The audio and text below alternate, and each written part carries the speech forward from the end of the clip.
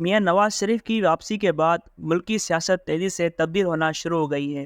یہ بحث بھی چل رہی ہے کہ میاں نواز شریف کے اقتدار کی راہ ہموار کرنے کے لیے شاید عمران خان کو سائیڈ لائن لگایا جا رہا ہے۔ میاں نواز شریف کی عوامی قبولیت دیکھنے کے بعد پیپلز پارٹی بھی سمجھ گئی ہے کہ آئندہ حکومت ممکنہ طور پر مسلم لیگ نون کی ہوگی، اس لیے وہ ڈیل کا الزام لگا رہی ہے، اور ایسے ہی الزامات تحریک انصاف کی جانب سے بھی لگائے جا رہے ہیں۔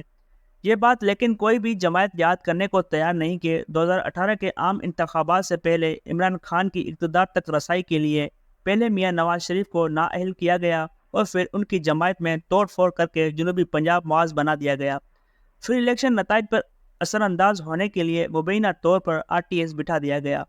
اس کا یہ مطلب نہیں کہ اب بھی وہی کھیل کھیلا جائے گا، لیکن میاں نواز شریف کو کیسے نکالا گیا وہ سب کے سامنے ہے۔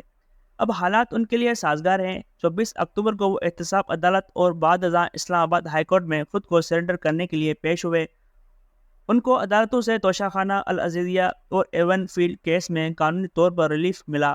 ویسے ابھی میاں نواز شریف کے خلاف کیسز ختم نہیں ہوئے، وہ پہلے کی طرح عدالتوں میں پیش ہوتے رہیں گے، لیکن یہ بات ان کے مخالفین کو ہضم نہیں ہو رہی کہ انہیں یہ قانونی ریلیف کیوں مل گیا ہے۔ پنجاب کی نگران حکومت نے میاں نواز شریف کی ایون فیلڈ ریفرنس میں سزا معطل کر دی ہے۔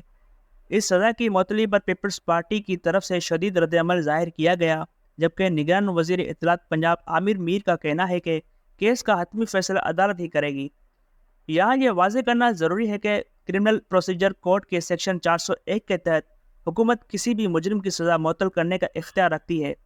سابق اٹارنی جنرل اشتر اوصاف کہتے ہیں کہ اس معاملے پر اسلام آباد ہائی کورٹ سے رجوع کیا گیا تھا۔ جسٹس اطہر من اللہ نے اس ججمنٹ کو آفر کیا تھا۔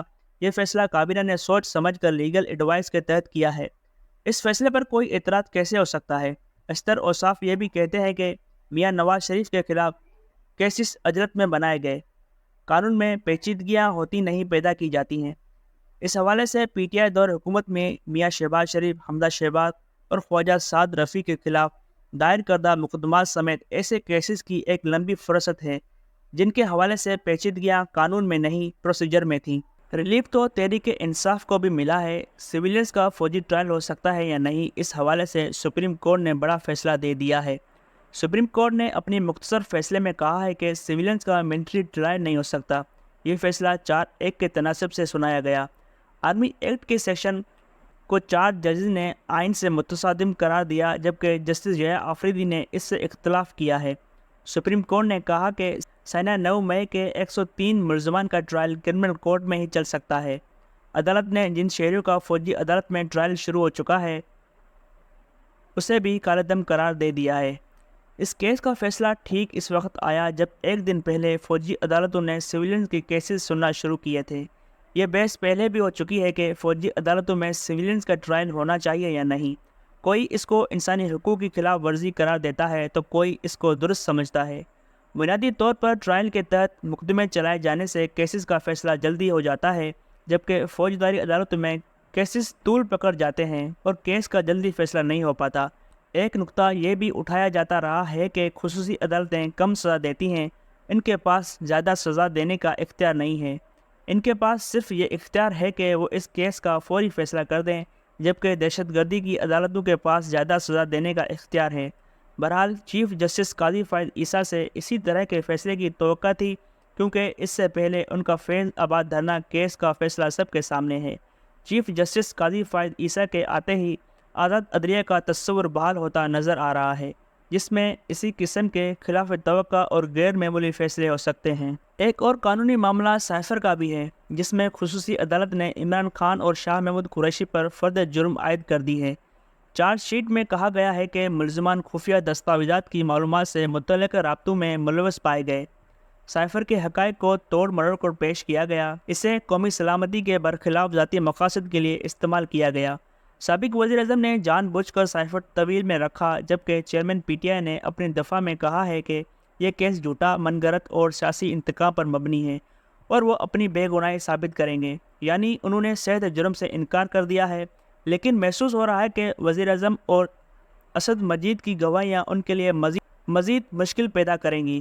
کیونکہ دونوں نے ہی عمران خان پر سائفر کو ذاتی مقاصد کے لیے استعمال کرنے کا الزام لگایا ہے۔ خصوصی عدالت نے گواہ کو طلب کرتے ہوئے سماعت 27 اکتوبر تک ملتوی کر دی ہے۔ اس کیس میں اگر عمران خان کے خلاف فیصلہ آتا ہے تو وہ سیشن کورٹ، ہائی کورٹ اور پھر سپریم کورٹ میں بھی اپیل دائر کر سکتے ہیں، یعنی ابھی ان کے پاس بڑا مارجن ہے۔ بات سیدھی سی ہے، جس کیس میں جو مجرم ثابت ہوگا اس کے خلاف قانون خود راستہ بنائے گا۔ حالیہ دنوں میں میاں نواز شریف کے اس بیان پر تنقید کی گئی کہ انتخابات کروانا الیکشن کمیشن کا کام ہے۔ یہ درست بات ہے، کوئی بھی الیکشن کمیشن کے کام میں مداخلت کیسے کر سکتا ہے؟ اور ویسے بھی میاں نواز شریف کو انتخابات کا کیا ڈر ہو سکتا ہے جب سروے ان کی مقبولیت کی گواہی دے رہی ہے؟ ایک حالیہ سروے کے مطابق 30% پاکستانیوں نے ملکی معاشی بحرانوں کے حل کے لیے میاں نواز شریف سے امیدیں باندھ لی ہیں، جبکہ 22% نے پی ٹی آئی چیئرمین کو واحد امید ٹھہرایا ہے۔ 30% نے مایوسی کے ساتھ کہا کہ معاشی بحران کا کوئی حل نہیں کر سکتا۔ سروے کے مطابق میاں نواز شریف کی مینار پاکستان پر تقریر 34% پاکستانیوں نے سنی، 80% نے تقریر کی تعریف کی، جبکہ 50% نے میاں نواز شریف کی وطن واپسی کو ملکی مستقبل کے لیے بہتر قرار دیا، اور 51% نے اسے نون لیگ کی آئندہ عام انتخابات میں جیت کے لیے بھی مددگار کہا، جبکہ 70% میاں نواز شریف کی مفاہمتی پالیسی کے بھی حامی نظر آئے۔ سروے میں ملکی ترقی کے لیے میاں نواز شریف کو چیئرمین پی ٹی آئی سمیت تمام سیاسی رہنماؤں کے ساتھ مل کر کام کرنے کا مشورہ بھی دیا گیا۔ میاں نواز شریف سیاسی راستے پر مخالفین سے آگے نکل رہے ہیں اور قانونی راستے کے ذریعے اپنے مقدمات کا سامنا کر رہے ہیں، اور یہی کام ان کے مخالفین کو کرنا چاہیے۔